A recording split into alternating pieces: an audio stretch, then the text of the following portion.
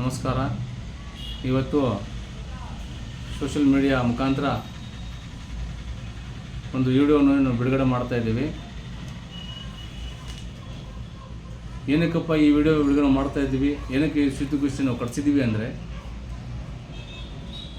ಏನು ನಮ್ಮ ಪಾರ್ಲಿಮೆಂಟ್ದಲ್ಲಿ ನಮ್ಮ ಗೃಹ ಮಂತ್ರಿಗಳು ಅಮಿತ್ ಶಾ ಅವರು ಏನು ಡಾಕ್ಟರ್ ಬಾಬಾ ಸಾಹೇಬ್ ಅಂಬೇಡ್ಕರ್ ಅವ್ರಿಗೆ ಅವಮಾನ ಮಾಡಿ ಮಾತುಗಳನ್ನು ಆಡಿದ್ದಾರೆ.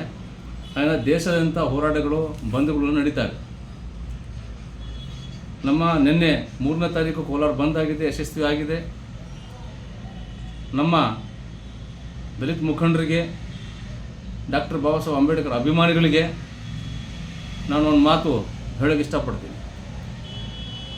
ಏನಪ್ಪ ಅಂದರೆ, ನಮ್ಮ ಡಾಕ್ಟರ್ ಬಾಬಾ ಸಾಹೇಬ್ ಅಂಬೇಡ್ಕರ್ ಅವರ ಭಿಕ್ಷೆಯಿಂದ ಮೀಸಲು ಕ್ಷೇತ್ರದಲ್ಲಿ ಗೆದ್ದಂಥ ನಮ್ಮ ದಲಿತ ಮುಖಂಡರು ಎಂಪಿಗಳಾಗಿದ್ದಾರೆ.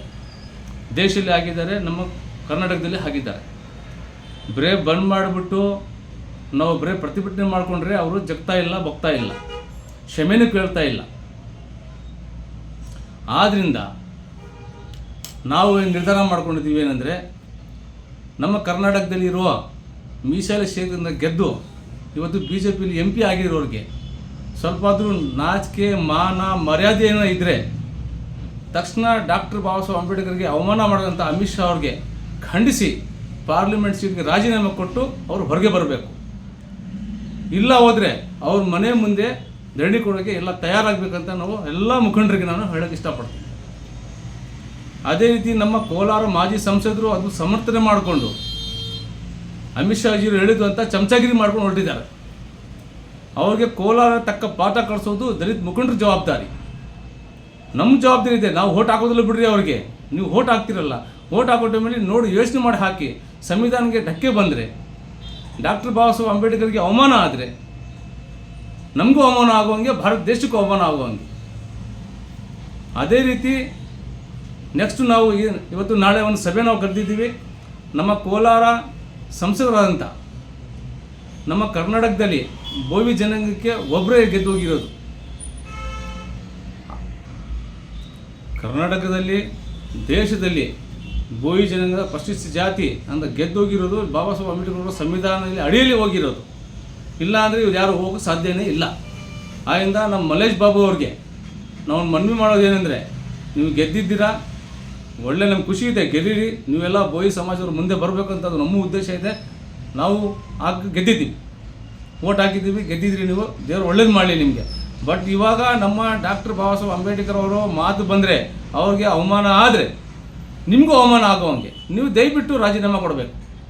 ನೀವು ನಮ್ಮ ಜೊತೆಯಲ್ಲಿ ಬರಬೇಕು. ಇಲ್ಲಾಂದರೆ ಪಾರ್ಲಿಮೆಂಟಲ್ಲಿ ನೀವು ಹೋಗ್ಬಿಟ್ಟು ನಮ್ಮ ಸ್ಪೀಕರ್ಗೆ ರಾಜೀನಾಮೆ ಕೊಟ್ಟು ಬರ್ರಿ. ಅದು ನಿಮಗೆ ಮುಂದಿನ ದಿನಗಳಲ್ಲಿ ನಿಮ್ಮ ಕೆಲಸಕ್ಕೆ ಬರ್ತಾರೆ.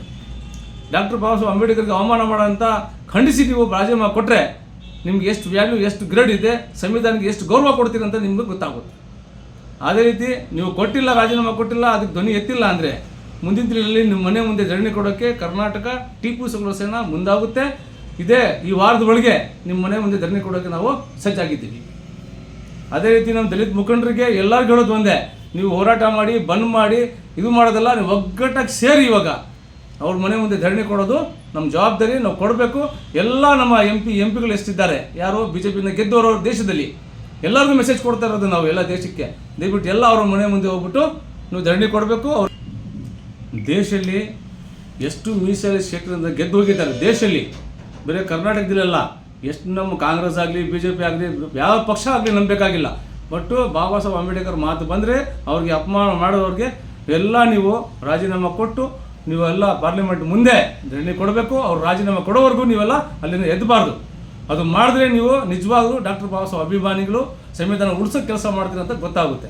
ಅದರಿಂದ ಮುಂದಿನ ಒಂದು 4-5 ದಿವಸ ಒಳಗೆ ನಾವು ಕೋಲಾರ ಸಂಸದರಂಥ ಮಲ್ಲೇಶ್ ಬಾಬು ಮನೆ ಮುಂದೆ ಕರ್ನಾಟಕ ಟಿಪ್ಪು ಸುಲ್ತಾನ್ ಧರಣಿ ಕೊಡೋಕ್ಕೆ ನಾವು ತಯಾರಾಗಿದ್ದೀವಿ. ಎಲ್ಲ ನಮ್ಮ ಮುಖಂಡರಿಗೆ ನಾವು ಮನವಿ ಮಾಡೋದಂದರೆ ಎಲ್ಲ ಸೇರಿ ಬರಬೇಕಂತ ಅದು ನಮ್ಮ ಮನವಿ.